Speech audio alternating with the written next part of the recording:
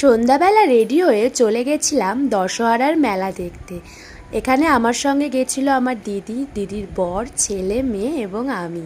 প্রথমেই চলে গেছিলাম মন্দিরে প্রণাম করতে, আর মন্দিরটিকে খুব সুন্দরভাবে সাজিয়েছিল।